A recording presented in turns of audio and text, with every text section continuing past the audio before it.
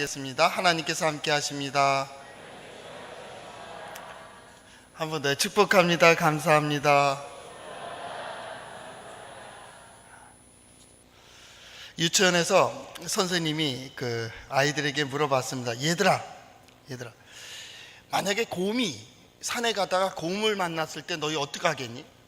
걔네들이 깜짝 놀래가지고 서로 눈을 탁 쳐다보다가 하는 말이, 예, 도망가야 됩니다. 그래, 도망가냐? 그때 곰이 계속 쫓아오면 어떡하지? 애들이 한 명이가 나무로 올라갑니다. 그래, 나무로 올라갑니다. 그랬더니 선생님이 하는 말, 곰이 그러면 나무에까지 쫓아 올라가면 어떡하지? 그러니까 애들이 막막해졌습니다. 그래서 말하기를, 그러면 강물로 들어가 버립니다. 그랬습니다. 근데 곰이 강물까지 따라오면 어떻게 하지?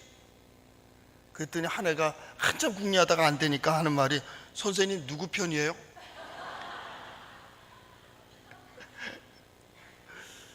애들 말 얘기 들으면서 거기에 지혜가 있지 않아요? 여러분 꼭 죽여야 됩니까?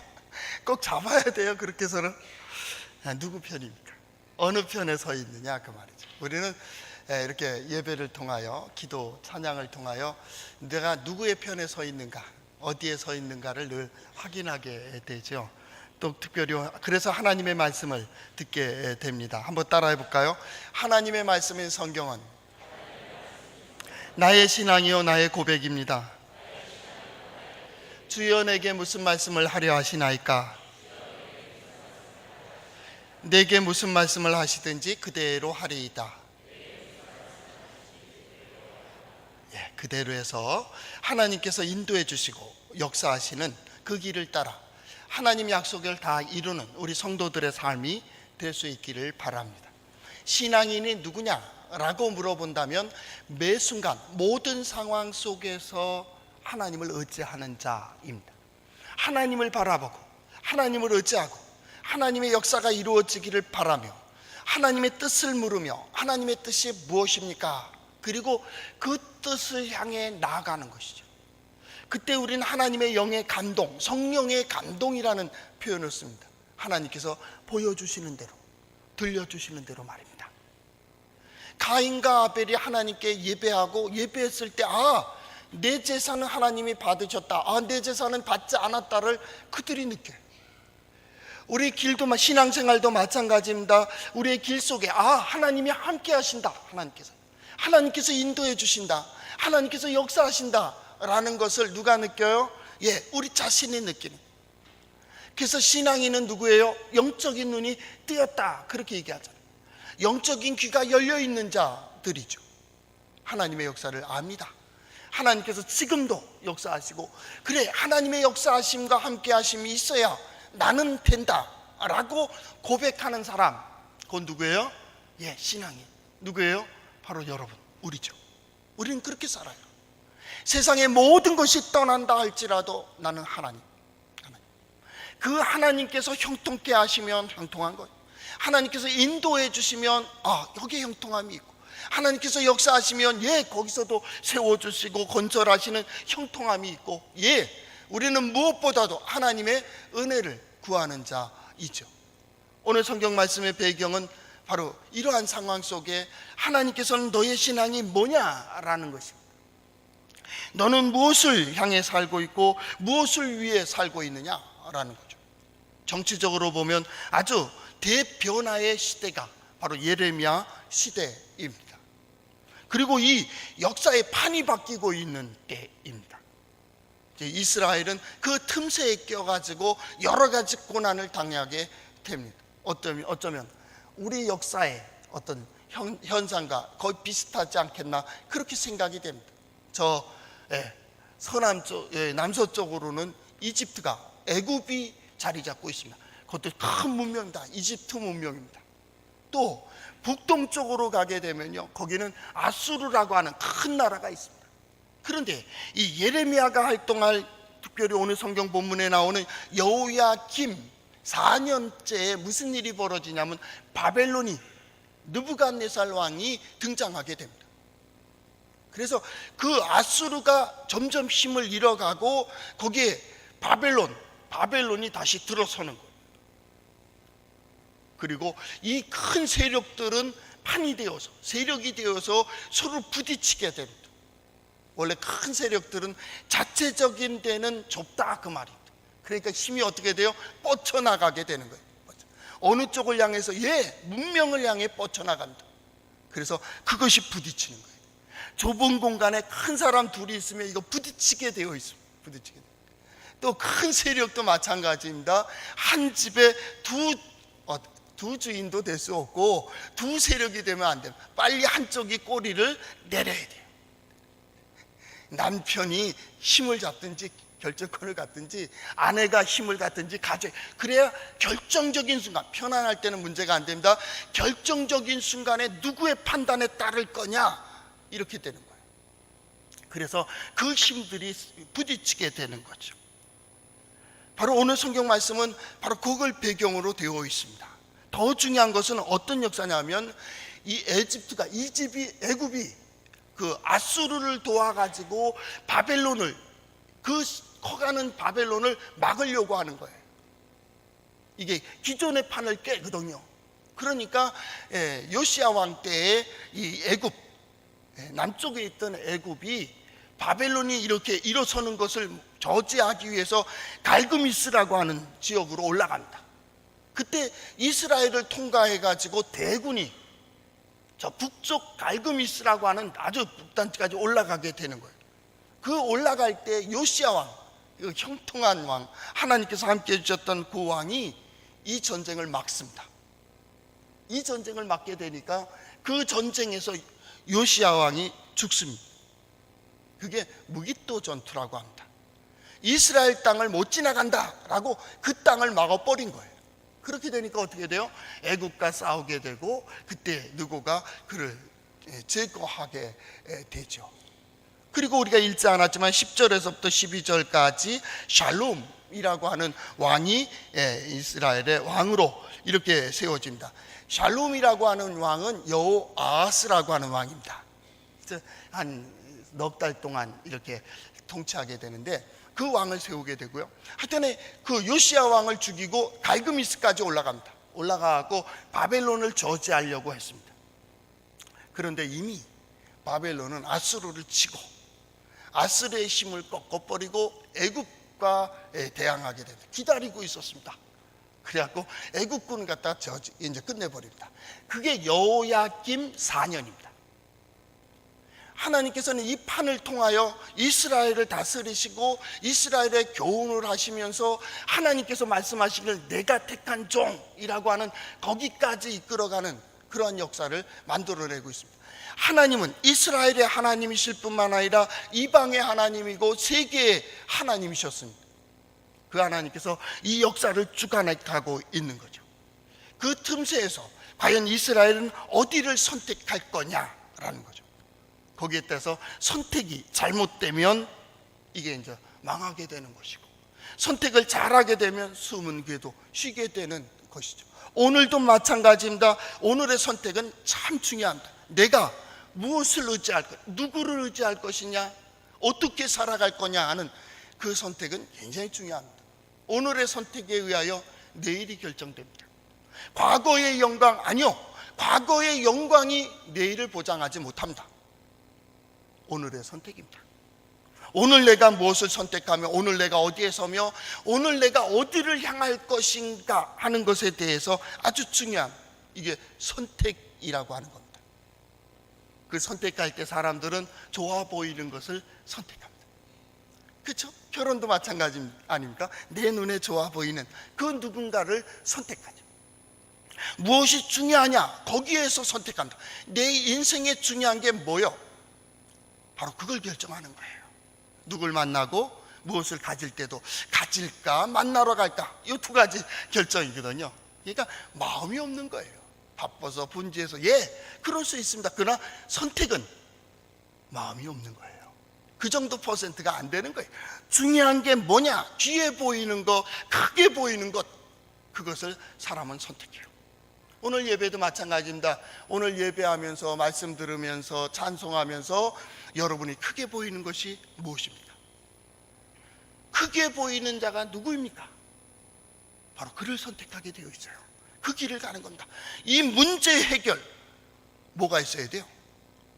다른 시간에 대답하는, 당신은 이 문제를 뭐가 있으면 된다고 생각해요? 누구는 돈이 있어야 되고, 누구는 권력자가 있어야 되고, 누구는 백이 있어야 되고, 그렇게 얘기하고 있을 그때 믿음의 사람들은 믿음입니다. 하나님이 함께 하시면 됩니다. 이걸 선택하죠. 여러분들은 어디에 선택이 있습니까? 이건 강요될 문제가 아닙니다. 보이는 대로 가야 됩니다. 왜냐하면 그 보이는 대로의 역사가 기록이 되기 때문에 그렇습니다. 이러지 마. 그래도 그 길 간다. 많은 선지자들을 부지런히 보냈습니다. 그런데도 그들은 악을 선택했고 멸망을 향해서 마지막까지 간다. 유다의 마지막 왕들이 지금 예레미야 시대에 다 진열되고 있습니다. 그들이 어떻게 살았는가? 그들의 선택이 무엇이었는가? 그것을 얘기합니다. 우리가 잘 아는 영국의 역사학자 토마스 칼라이라는 사람이 있습니다. 그 사람이 인생에 중요한 3가지 선택이 있다. 그 첫 번째가 뭐냐면 무엇을 할 것인가, 이겁니다. 내 인생에 뭘 하며 살아갈까? 직업도 전공도 지금 해야 될 일도 말이에요. 오늘 예배도 마찬가지입니다. 내 인생 뭐 하며 살까?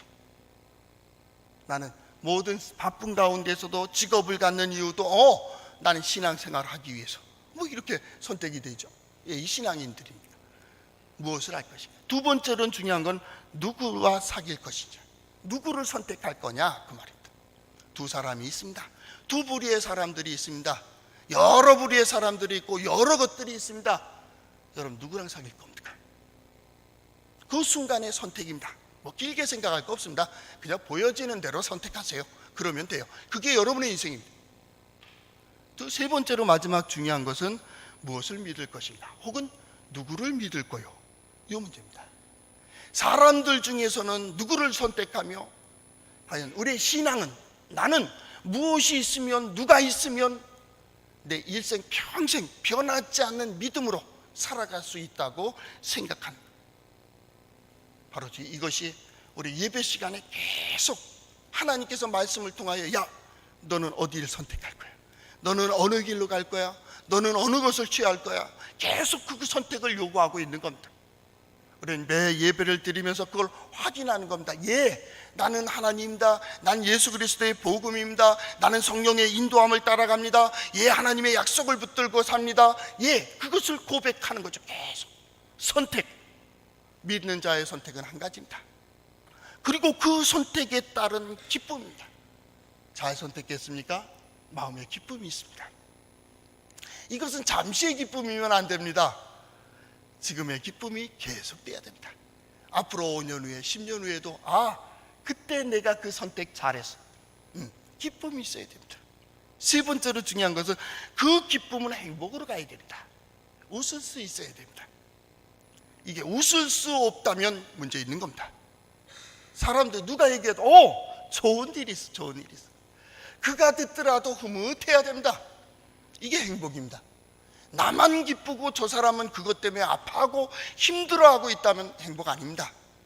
행복은 바로 거기서 나옵니다. 누림, 그 누림 속에서 나오고요, 그 선택하고 기뻐하고 행복하고 활동하고 이 모든 것의 최고는 평안입니다. 평안이 있어야 됩니다.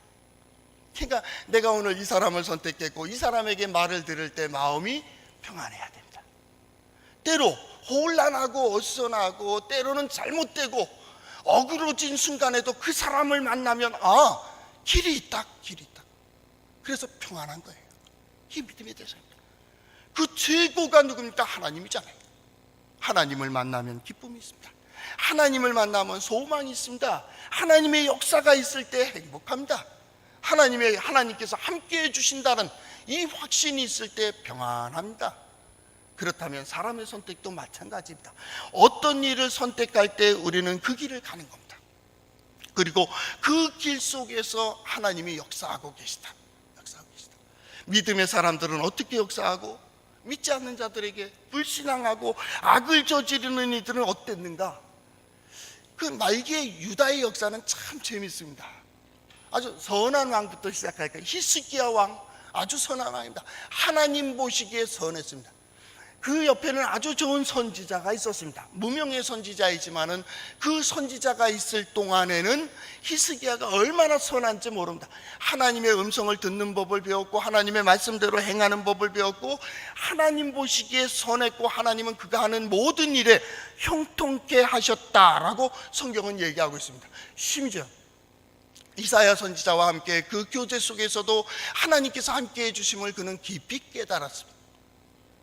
한날은 그가 죽을 병에 걸렸습니다.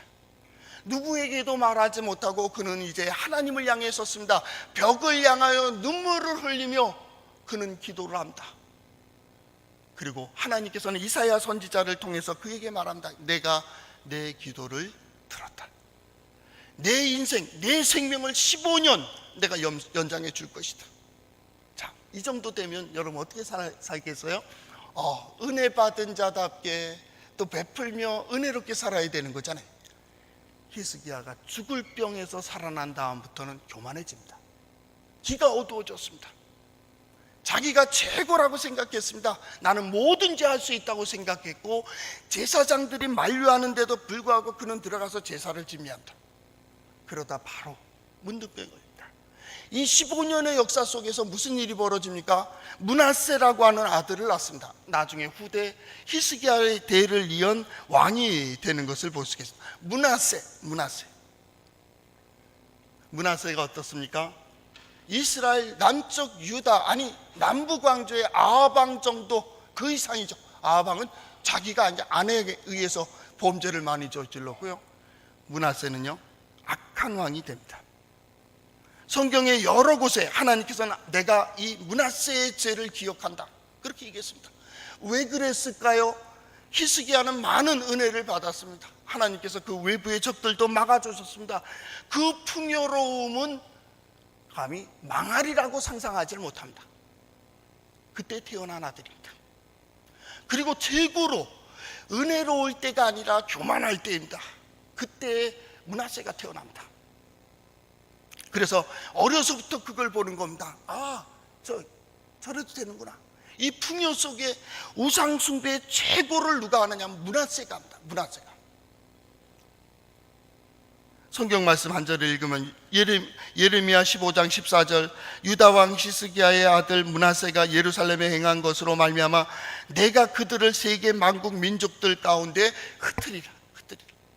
다른 곳에 보면 므낫세의 죄를 내가 기억하노라 그런 얘기합니다. 히스기야가 모든 산당을 제거했습니다. 우상을 제거했습니다. 그런데 므낫세가 그걸 다 세웁니다. 심지어는 일월 성신을 섬기고 바알선을 섬기고 아세라 목상을 세우고 심지어는 성전들에다 일월 성신 별과 달을 향해서 제사하고 절하는 그 신상을 만들어 놨습니다. 제단을 만들었습니다. 얼마나 악합니까? 그 아들이 아몬입니다. 그 아몬 왕 역시 또 악한 왕입니다. 이 아몬을 우리가 잘 기억하지 못하죠. 므낫세는 기억하는데, 근데요 성서신학에 보면 므낫세보다 더 극악한 게 아몬입니다. 아몬은 우상 숭배에 집중합니다.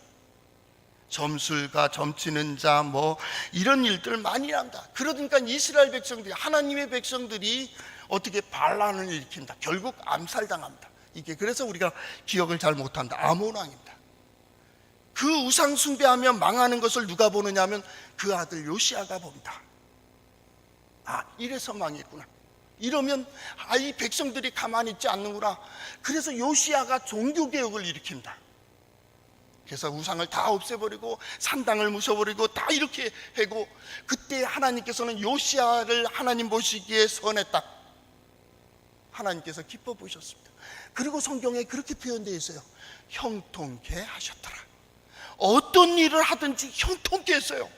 이때 태어난 이들이 아들들입니다.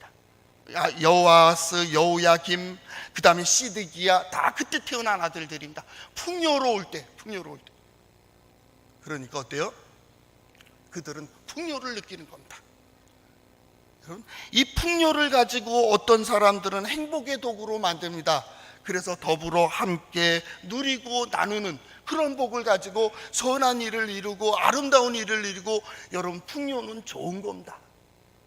그런데 이게 풍요를 잘못 쓰면 악한 겁니다. 그 악의 도구가 될 때는 욕망의 도구가 됩니다. 자기가 하고 싶은 건 다 해야 되고 욕망이 넘치게 됩니다. 한없습니다. 인간의 욕망을 어떻게 채울 수가 있냐고. 그때 아들들이 그걸 배우는 겁니다. 욕망입니다. 샬롬 왕이라고 하는 첫째 왕 여호야스라고 하는 왕의 이름은 여호와께서 붙드신다 그랬습니다.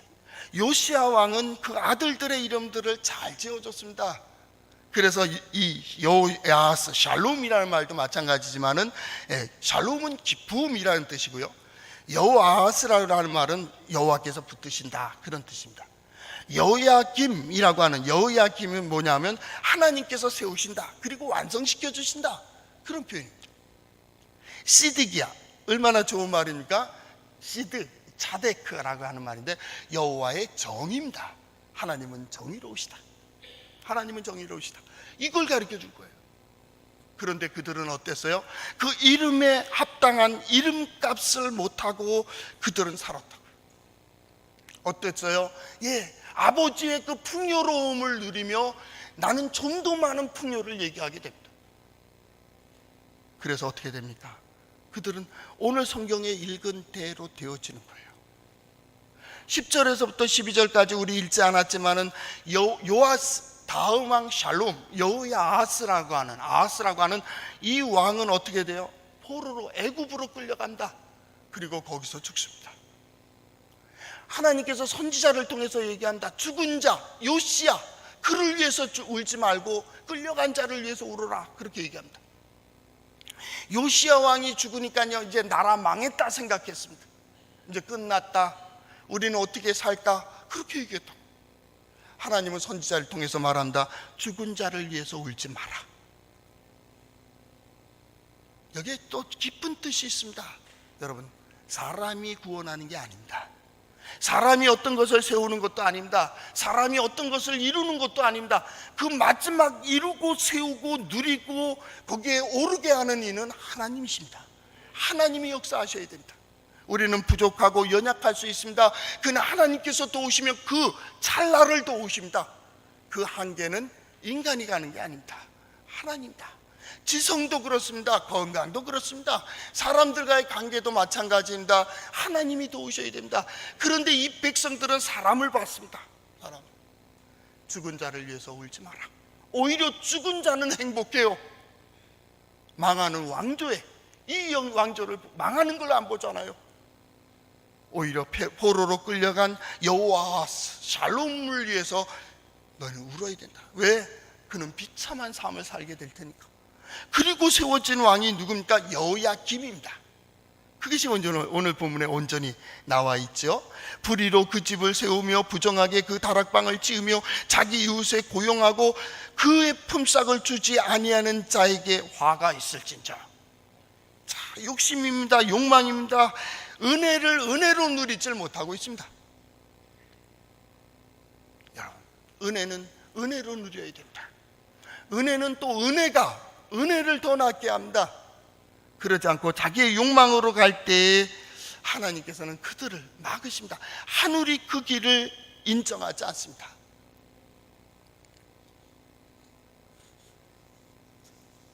오늘 성경 말씀에 그러잖아요. 자기 욕망을 채우기 위해서 집을 크게 짓고 다락방을 짓고 그런 것들은 나쁜 게 아니에요. 그걸 지었다 그래서 나쁜 게 아닙니다. 여러분, 누릴 수 있다면 많은 걸 누리세요. 누리는 건 복입니다. 가질 수 있다면 많은 걸 가지세요. 그것은 좋은 복입니다. 없으면요 불편합니다. 모르면요 이것도 불편합니다. 아는 것만큼 보입니다. 가진 것만큼 편안합니다. 그런데 중요한 게 이게 진정 이 선택에 의해서 기쁨이에요. 그래야 됩니다. 누가 들어도 기쁨이어야 됩니다. 아, 그렇게 하면 되는구나. 그런 복이어야 됩니다. 그리고 이게 행복합니까? 누구를 울고 있는데 나는 웃고 있다면 이건 문제 있는 겁니다. 나는 웃고 배부르고 있는데 내 부모가, 내 형제가, 내 이웃이 아파하고 힘들어하고 있다면 그것은 나쁜 사람입니다. 나쁜 사람입니다. 행복이란 더불어 함께 거기에 행복이 있습니다. 행복이 있습니다. 여러분 생각해 보세요. 집을 나가서 행복이 있어요? 힘들다고 어렵다고 불편하다고 다치고 나가지만은 거기에 진정한 행복이 있습니까? 진정한 행복은 사랑하는 사람들과 함께하는 겁니다. 그 가까운 데서부터의 행복이 있습니다. 그리고 마음이 불안한데 남의 것을 훔치고 오고 뺏고 그렇게 억울하게 하고서 그러고서 어떻게 해요? 나는 평안할 것 같아요? 그 집이 평안하겠어요?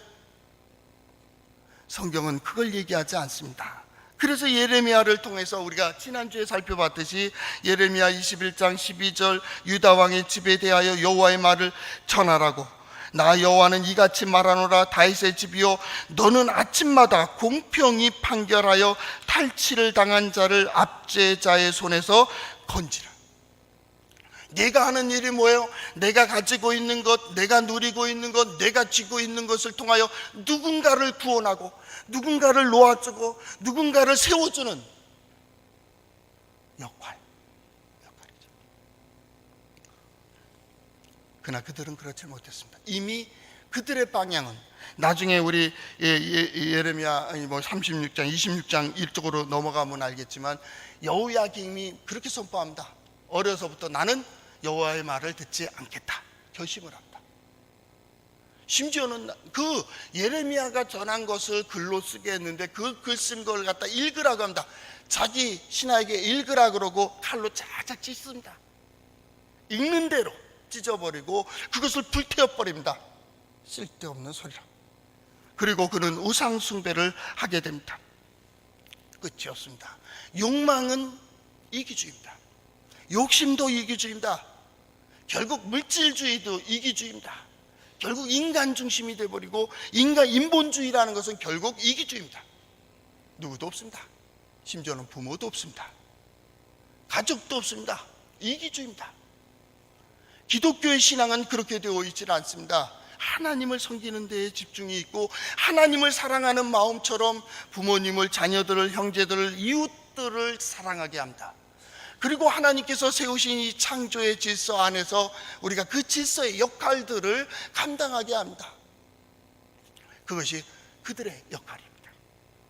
그들은 이전에 그 풍요를 가지고 욕망의 도구로 썼지만 이 시대를 사는 우리는 그 하나님께 주신 은혜로 은혜되게 하고 하나님께 주시는 풍요로 우리가 함께 더불어 행복하며 누구를 구해주는 역할을 감당하고 그들은 악한 역사를 기록했지만 우리는 의롭고 지혜로운 하나님의 영이 이끌어 가시는 그 길을 가야 되는, 그래서 역사가 기록이 되잖아요. 역사가. 그리고 오늘 성경 말씀처럼 슬퍼하는 자가 없는, 나중에 여호야김이 나귀같이 매장됐다, 성에서 던져졌다 그랬습니다. 슬퍼할 자가 없다고. 진정 내가 죽을 때 아쉬워하는 사람이 있겠어요? 내가 죽는다면 누가 슬퍼하겠어요? 우리가 그날에 누군가 나를 위해서 울어주고 누군가 나를 위해서 중보의 기도를 드려줄 수 있는 말입니다. 오늘 우리의 신앙이 되어서 우리 또한 나가서 우리 가족들을, 이웃들을 붙들어주고 세워준 선한 역사를 행하는 우리 성도들 될 수 있기를 바랍니다. 기도하겠습니다. 사랑의 주님, 감사합니다. 주께서 저희들에게 귀한 믿음을 허락하여 주셔서 하나님께서 주시는 은혜를 구하게 하여 주시되 또한 은혜를 베푸는 자로 살게 하여 주시고 우리 하나님의 사랑을 받는 것처럼 또한 나아가 사랑을 행하는 귀한 이들이 될 수 있도록 주님 함께 하여 주시옵소서. 먼저는 이 모든 일들을 통하여 우리 믿음의 사람들이 회복되게 하여 주시고 믿음의 사람에 속한 사랑하는 사람들, 가족들이 회복되게 하여 주시고 그 가정들이 회복됨으로 지역이, 이 민족이 회복되는 역사가 있게 하여 주시옵소서. 예수님 이름으로 기도하옵나이다. 아멘.